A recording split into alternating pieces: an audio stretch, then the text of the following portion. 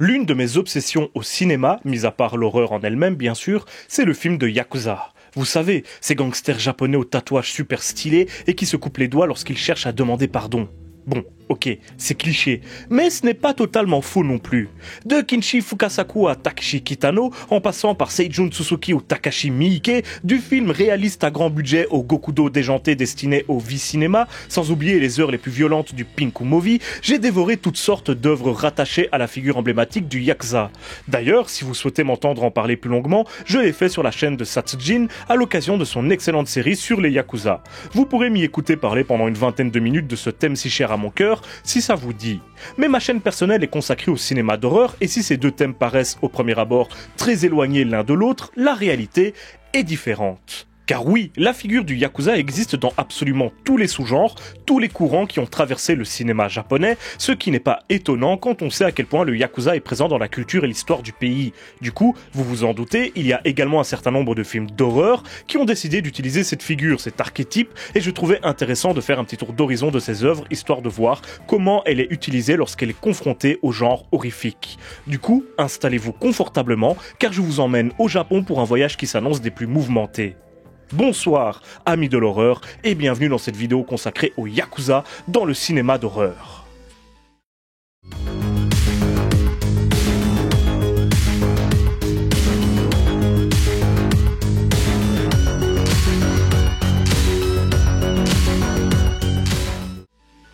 Bon, tout d'abord, quelques précisions s'imposent. Nous allons bien parler ici de fiction, de film et non pas d'histoire ou de réalité culturelle. La figure du Yakuza au cinéma est, comme toutes les autres figures de ce genre, romancée et repose sur certains codes qui font d'elle un archétype de personnage unique, ce qui lui permet de répondre aux besoins du récit qu'il utilise et de véhiculer un certain nombre de valeurs et éventuellement de délivrer un message. À ce titre, de nombreuses similitudes peuvent être faites avec nos gangsters occidentaux classiques. Ce sont des archétypes pleins de contradictions. Par exemple, dans son utilisation romantique, le Yakuza est souvent un symbole de liberté, un homme qui a délibérément décidé de vivre en marge des règles et des lois qui régissent nos sociétés pour mener l'existence qu'il a décidé de mener. À l'inverse, il est parfois montré comme un authentique parasite, un fléau pour les honnêtes citoyens auxquels il pourrit l'existence, un moins que rien qui ne recule devant rien pour se faire de l'argent ou gagner du pouvoir. Ce sont des arrivistes, des gens vulgaires et brutaux qui ne méritent même pas notre respect.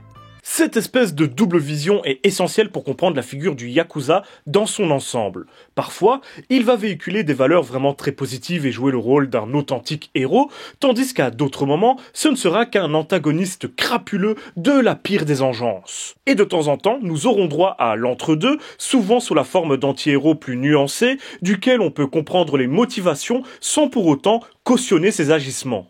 Autre exemple, il se rapproche régulièrement du chevalier, du samouraï ou du Robin des Bois. Il répond à un code d'honneur très strict, encore plus que la mentale de nos gangsters occidentaux, ce qui fait d'ailleurs une des forces reconnaissables du Yakuza. Ce code le poussera à agir d'une certaine façon et, selon les besoins du film, cela peut être montré de façon très positive. Le Yakuza refusera alors par exemple de trahir un autre personnage, de s'en prendre à des victimes inoffensives, innocentes et sans défense, ou de participer à certains crimes qui sont contre ses principes. À l'inverse, le Yakuza peut parfois être montré comme un individu sans aucun principe qui trahira absolument toutes les lois de la mentale ou de son code d'honneur si ça peut se révéler bénéfique pour lui, et ce, sans la moindre gêne. Il arrive même que ces deux archétypes différents soient opposés au sein d'un même film, ce qui est évidemment bien souvent lourd de sens quant au message que ça envoie. Comme pour les nazis, par exemple, que j'avais traité en vidéo, il y a donc bien des façons de caractériser notre personnage Yakuza, et il y a bien des manières de l'utiliser dans une intrigue horrifique. Ceci dit, il a des caractéristiques récurrentes qui le rendent intéressant à employer dans tout film d'horreur. Au cinéma, le Yakuza est unanimement ou presque considéré comme un individu dangereux qui inspire la peur. Cette donnée est très importante car dès qu'un personnage qui apparaît à l'écran est décrit comme étant un Yakuza, il est sous-entendu pour le spectateur que c'est un gangster, un homme qui ne vaut mieux pas trop emmerder. Si c'est un antagoniste, on peut en déduire qu'il sera une menace pour nos personnages principaux ou au moins un obstacle. Cela peut même être le grand méchant du film. Il peut être armé, être un chef de clan ou un homme de main, prendre plaisir à faire le mal ou même à torturer ses victimes. Nous n'aurons pas de mal à le croire capable des pires saloperies étant donné son statut, et ça en fait donc un méchant consistant juste en l'étiquetant Yakuza. A l'inverse, si c'est un personnage positif, on peut considérer qu'il sera d'une grande aide face à la menace. Il peut toujours être armé, savoir se battre, avoir un caractère courageux qui en fera soit un anti-héros intéressant à suivre parce qu'il pourra opposer de la résistance à l'antagoniste, soit un personnage de soutien qui pourra se révéler très utile au héros. Dans ce registre, sa simple présence peut d'ailleurs rassurer le spectateur. Il dégagera une certaine force, une certaine maîtrise qu'il peut communiquer aux autres protagonistes par exemple. Sinon, le Yakuza peut être un vulgaire personnage secondaire comme une victime de notre menace. À ce moment-là, il sert surtout à démontrer au spectateur à quel point cette menace est imposante car elle aura anéanti ou terrifié des personnages considérés comme puissants à cause de leur nature, étant donné que les Yakuza, encore une fois, seront eux-mêmes considérés par le spectateur comme des menaces potentielles. Si même eux reculent, fuient ou pire se font éliminer par notre antagoniste ou notre élément surnaturel, cela prouve à quel point celui-ci est imposant et dangereux pour nos personnages principaux. Pour le moment, cela reste très vague et je généralise beaucoup, mais nous allons essayer de voir un petit peu plus en détail ce qu'on peut faire d'un Yakuza dans un film d'horreur. Pour ce faire, j'ai essayé de diviser un certain nombre d'horrifiques ayant recours au Yakuza en plusieurs thèmes. En voici le premier.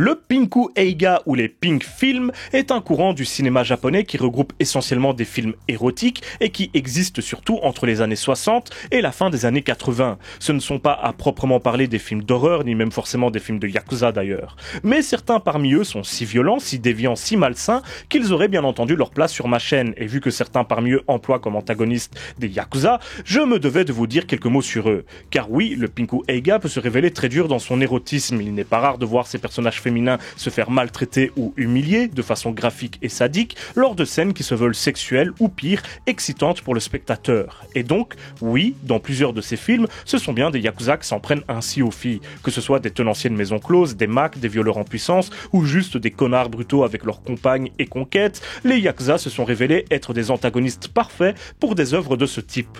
À nouveau, dès le départ, le spectateur pourrait le considérer comme un méchant, et il n'était donc pas étonnant de le voir agir comme tel avec les femmes. C'est concevable, si j'ose dire. De plus, étant donné les différents trafics humains auxquels certains clans Yakuza se livrent dans la vraie vie, et leur lien avec la prostitution ou le monde du porno, cela donnait une dimension réaliste à ces films, souvent sans grande ambition. Mais rassurez-vous, dans de nombreux cas, les gangsters au comportement porcin finissaient par être punis d'une façon ou d'une autre. Quand le Pinku Eiga se la jouait Rape and Revenge, par exemple, leurs victimes se retournaient parfois contre eux, à l'image du Female Yakuza Tale et son final dantesque durant lequel des dizaines de femmes abusées par un clan Yakuza se vengent de leurs tortionnaires en les battant à mort et en leur urinant dessus. C'est de très mauvais goût, mais je pense que c'est mérité. Et même dans les années 90, alors que le Pinku Eiga avait plus ou moins officiellement disparu, le cinéma érotique plus conventionnel et le softcore venaient le remplacer et n'abandonnaient pas l'idée du tortionnaire Yakuza qui violente les femmes. Dans Hit de Schoolgirl, nous suivons deux jeunes Yakuza à la sexualité déviante qui se cherchent en quelque sorte. L'un est fan de téléphone rose tandis que l'autre se déguise en femme pour avoir des rapports sexuels. Lorsque le premier va rencontrer une opératrice de téléphone rose qu'il verra comme un ange dont il veut gagner les faveurs et que le second va se rendre compte que le meurtre l'excite au plus haut point, leur vie sexuelle va devenir des plus violentes et par moments, cela donnera des scènes franchement gore. Leur statut de Yakuza n'est ici à nouveau pas anodin, qui choisir d'autres que les plus parfaits représentants des marginaux pour avoir une sexualité aussi débridée que marginale, justement. Ce sont en effet deux individus qui n'ont jamais été dans les normes, ce qui, au Japon, signifie évidemment beaucoup.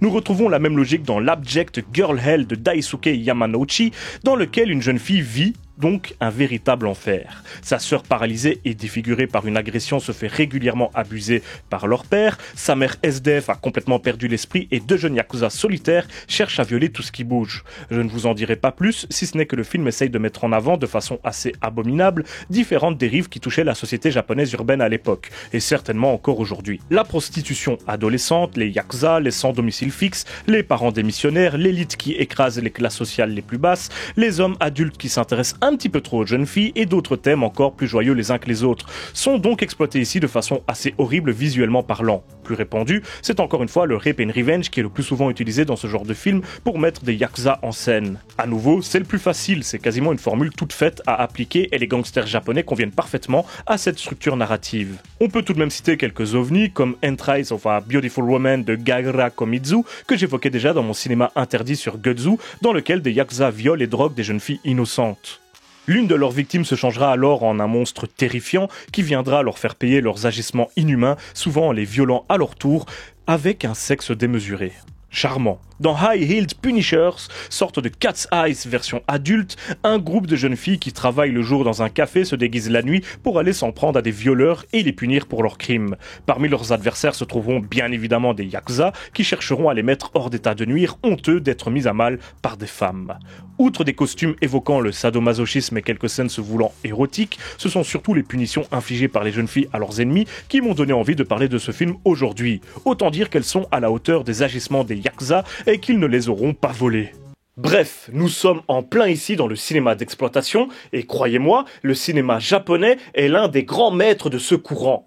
Mais nous allons éviter de trop nous concentrer sur le Pinku Eiga et ses dérivés, sous peine de voir ma vidéo supprimée ou bloquée par YouTube, si vous voyez ce que je veux dire. Il était important, je pense, de les évoquer, mais nous allons maintenant nous concentrer sur d'autres archétypes de personnages yakuza dans le cinéma d'horreur, si vous me le permettez.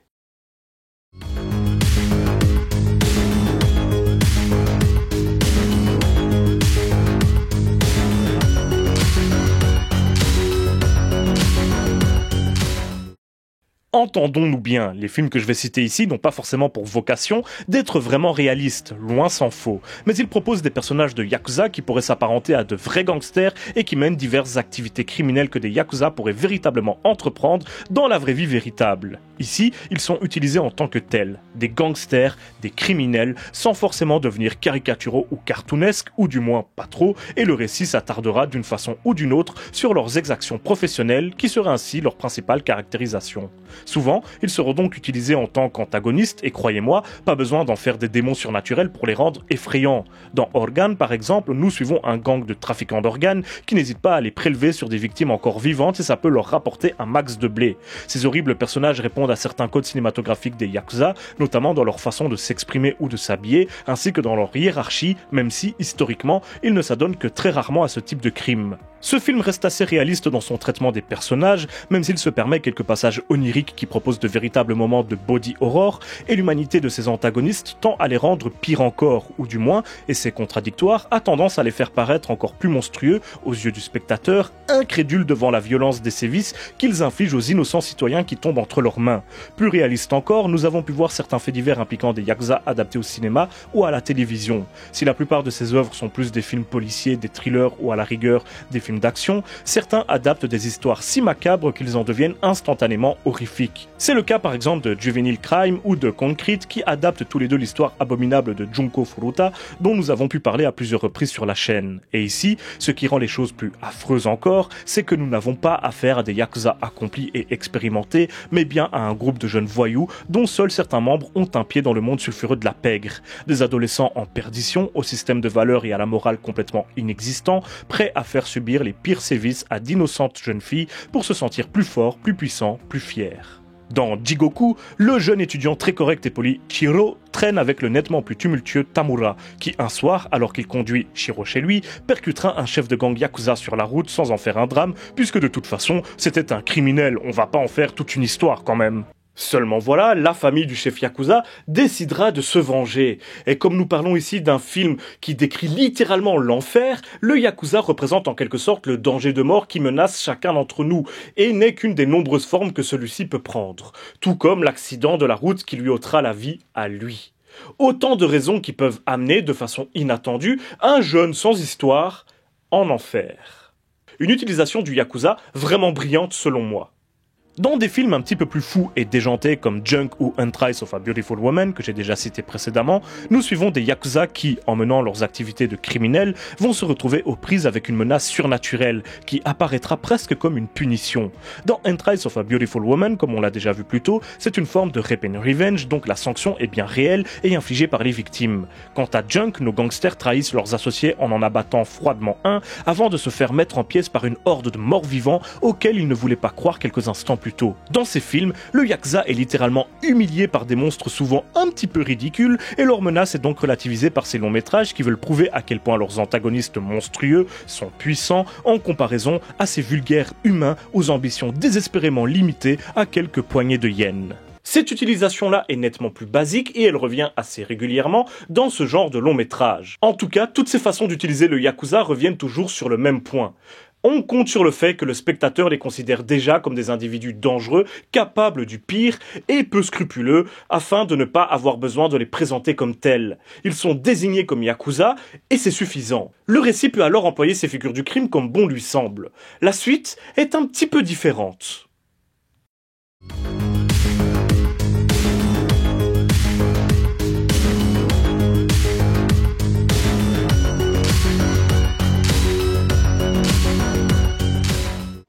J'en ai brièvement parlé juste avant, mais le yakuza au cinéma, c'est un empilement de codes uniques qui n'appartiennent pour ainsi dire qu'à lui. On le reconnaît toujours de loin, avec son look, que ce soit les yakuza à l'ancienne, coiffure en mode banane, veste ouverte sur des chemises au col ouvert et aux chaînes en or, ou les plus modernes avec leurs costumes impeccables. Qu'ils aient des lunettes de soleil ou pas, de belles montres de luxe ou pas, on les reconnaît de loin. Pire encore, leur façon de s'exprimer, et plus particulièrement de s'énerver en roulant les ailes de façon significative, est connue de tous, sans parler de leurs tatouages emblématiques qui, à titre personnel, me fascinent. Nous pouvons également reparler de leur fameux code d'honneur, mi-fantasmé, mi-réel, pas toujours respecté, mais qui les ferait ressembler, sous certains aspects, aux samouraïs d'antan. Eh bien, que se passe-t-il lorsque l'on reprend tous ces codes et qu'on les transforme et les exacerbe pour les changer en clichés? Cela donne les films suivants. Dans certains films, les yakuza sont des personnages complètement excentriques, aux costumes hauts en couleur et tape à l'œil, qui hurlent des menaces dans la rue avec leurs accents de criminels et qui s'affrontent comme s'ils sortaient d'un manga, ce qui est d'ailleurs parfois le cas. Prenons l'emblème de ces yakuza fous furieux qui est selon moi Kakihara, de Ichi the Killer, de l'un des maîtres du yakuza horrifique, Monsieur Takashi Miike en personne. Avec ses cicatrices et son look complètement fou, Kakihara est probablement l'un des yakuza les plus emblématiques de l'histoire du cinéma. Il use de tous les clichés liés au genre ainsi que de la folie combiné du manga et de Miike, ce qui nous donne l'un des assassins les plus sadiques et pervers de l'histoire entière. Il recherche volontairement l'affrontement avec des individus plus forts, comme le fameux Ichi, car il aime la souffrance, la douleur et l'idée d'en connaître une plus forte que tout le fait fantasmer au plus haut point. Cette souffrance, il aime d'ailleurs la partager avec ses victimes et nous offre certaines tortures très innovantes au niveau esthétique et qui font presque mal physiquement aux spectateurs innocents qui assistent à ce spectacle des enfers. Kakihara n'est pas très réaliste comme personnage, mais on s'en fiche, l'univers des Yakuza est ici simplement utilisé pour justifier l'existence d'un tel être, et franchement, cela fonctionne plutôt bien. Il a beau évoluer dans un univers déjanté à plus d'un titre, cet univers garde un aspect réaliste grâce à ce genre de détails. Les clans Yakuza existent, ils torturent bel et bien, ils tuent bel et bien, et finalement, pourquoi Kakihara ne pourrait pas exister ? Ne serait-il pas juste une exagération d'individus qui existent, eux, réellement ? D'autres films tels que le Why Don't You Play in Hell de Sonosion ou le Versus de Ryuhei Kitamura emploient des yakuza aux caractéristiques exagérées également. Dans le cas du premier, ça sert évidemment le discours et l'atmosphère complètement over the top et cinglée du film, animé d'une passion furieuse, celle de Sion pour le cinéma lui-même. Quels autres archétypes de personnages purement japonais que des yakuza auraient pu aider à véhiculer son message et les émotions qu'il voulait nous faire parvenir ? Dans Versus, on a à nouveau une espèce de pot-pourri de tout un tas d'influences occidentales et japonaises qui vont s'affronter dans un flot de clins d'œil et de références en tout genre. À nouveau, les yakuza y ont leur place en tant qu'élément important du cinéma japonais déjà, mais aussi parce que leurs actes criminels sont à nouveau une ficelle du récit qui permet de le faire avancer de la meilleure façon possible. À nouveau, utiliser ces gangsters permet certaines libertés que des protagonistes ordinaires n'offrent pas forcément. Mais surtout, utiliser des personnages aussi excentriques qui hurlent à la moindre occasion, menacent tout le monde, cherchent la merde avec quiconque passe à leur portée ou se croient supérieurs aux autres, eh bien, ça permet forcément d'instaurer une ambiance particulière propice au fun, à des moments de folie typiquement japonaise, mais également pleine de second degré, d'humour noir et d'une violence exacerbée et presque cartoonesque. À nouveau, ce type de yakuza est très identifiable et dès leur première apparition, le spectateur s'attend en général à ce que ça parte dans tous les sens et qu'un délire généralement très violent s'installe rapidement, pour notre plus grand plaisir. Mais je ne peux pas évoquer les yakuza fous furieux sans parler d'un certain type de production, encore une fois bien japonais, qui rime quasiment systématiquement avec folie. Je parle bien sûr des Sushi Typhoon. Dans les Sushi Typhoon, absolument tout est déjanté et exagéré le plus possible. Le gore, la violence, l'action, l'humour débile, le look des personnages, la stupidité des antagonistes, la simplicité de l'histoire, etc. Alors évidemment, quand ces productions un petit peu cheap mais terriblement généreuses et drôles se mettent à inclure des yakuza dans leurs histoires, ça ne peut que faire boum. Souvent, ils jouent à la fois le rôle d'éléments modificateurs et d'antagonistes dans ces cas-là. Dans Machine Girl, par exemple, ils vont s'en prendre à une jeune fille et à son petit frère qu'ils vont tuer, tandis qu'elle sera laissée pour morte. Mais heureusement, elle sera soignée et modifiée par d'autres victimes de ce gang de malotrus, ce qui donnera la Machine Girl qui donne son nom au titre. Celle-ci partira alors en quête de vengeance et s'en prendra aux bandits pour les éliminer un par un lors de combats furieux, dantesques et forcément totalement débiles. Dans Gothic and Lolita Psycho, c'est un petit peu pareil. Une jeune fille s'est fait agresser par des yakuza qui ont même tué sa mère. Ivre de vengeance, elle choisira un look des plus particuliers pour aller leur botter le cul à coups de gadgets ridicules et badass en même temps. Puis, nous avons le Sushi Typhoon ultime en matière de yakuza. Yakuza Weapon de Yuda Yamaguchi et Tak Sakaguchi, qui joue d'ailleurs également le rôle principal, celui de Shozo, fils d'un grand chef de clan qui décide de venger la mort de son père. Il va donc faire la guerre à un autre clan et va également, bien entendu, lui aussi subir des transformations qui le transformeront en authentique arme humaine, ce qui le rendra à la fois invulnérable et invincible. Cela nous donne d'ailleurs une splendide scène de combat entièrement en plan séquence durant laquelle Tak Sakaguchi nous prouve qu'il est réellement capable de se battre. Dans tous ces films, les yakuza sont plus que dangereux et menaçants. Ils sont complètement fous et aiment la violence, le combat, faire souffrir leurs opposants. Ce sont d'authentiques méchants, des êtres maléfiques, lâches et corrompus, avides et perfides. La lie de l'humanité. Mais surtout, sous cette forme, ils s'éloignent considérablement de leur modèle de la vraie vie véritable pour se transformer finalement en icône de la pop culture. Car l'image du yakuza que l'on croise dans ces films n'est même plus celle que le cinéma a exploitée durant des décennies, mais bien celle du yakuza fictif dans l'inconscient populaire, présente dans tous les médias, jeux vidéo, mangas et bien sûr au cinéma. Tout le monde sait pertinemment que cette image est très éloignée de la réalité, mais elle est pourtant solidement installée dans la culture populaire japonaise et c'est même elle que l'on a le plus souvent retrouvée dans les films occidentaux qui décidaient de faire affronter des hordes de yakuza sauvages à leurs héros trop badass. Le yakuza fou furieux est devenu un archétype de personnage à part entière, reconnaissable entre mille et très différent de son homologue plus réaliste que l'on pouvait notamment voir dans des films de Fukasaku ou de Kitano. De plus, normalement, vous avez dû commencer à voir quelques thèmes généraux se détacher, notamment lors de ces quelques dernières minutes. Il y a un sentiment qui prédomine dans les films d'horreur qui mettent des yakuza en scène, qui donnent à la fois l'action, l'objectif et la violence à ces œuvres. Et ce sentiment, c'est bien sûr le désir de vengeance.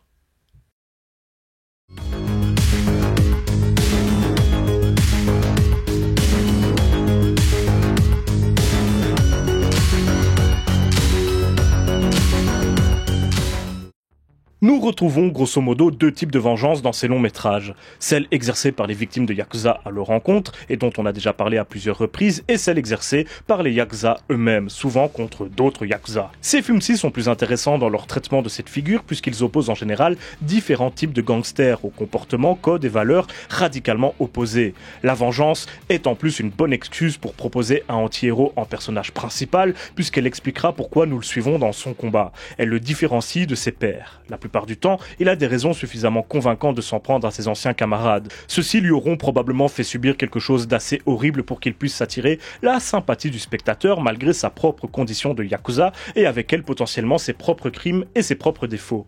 C'est donc une bonne excuse pour suivre des mecs horribles comme Kakihara dans Ichi the Killer, complètement allumé mais qui suit son code de l'honneur à la lettre et veut retrouver puis à tout prix venger son patron disparu, ce qui reste sa principale qualité, perdue dans un océan de caractéristiques plutôt critiquables. Exactement pareil pour Chozo, qui fera la guerre au clan qui a détruit celui de son père, qui n'a pas vraiment un caractère vertueux, mais que nous allons prendre plaisir à voir défoncer des types encore bien pires que lui.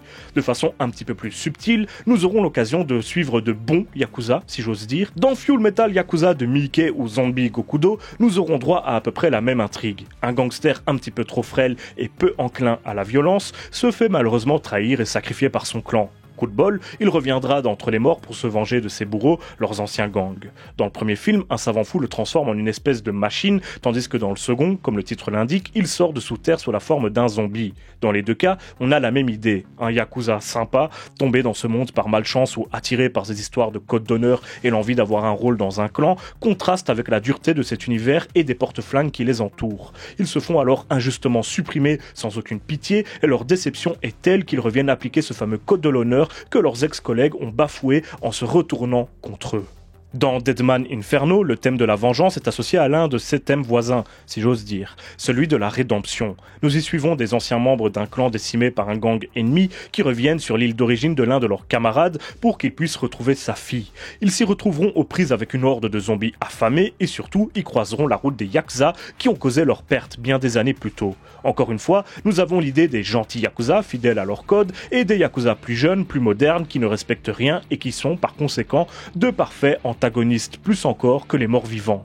Et cette dernière phrase m'amène à une réflexion qui fera, je le pense, une conclusion parfaite. Et je vous invite tous et toutes à tenter de compter le nombre de fois où j'aurai prononcé le mot yakuza dans cette vidéo, ce qui ferait, j'en suis persuadé, un jeu à boire des plus dangereux pour votre santé.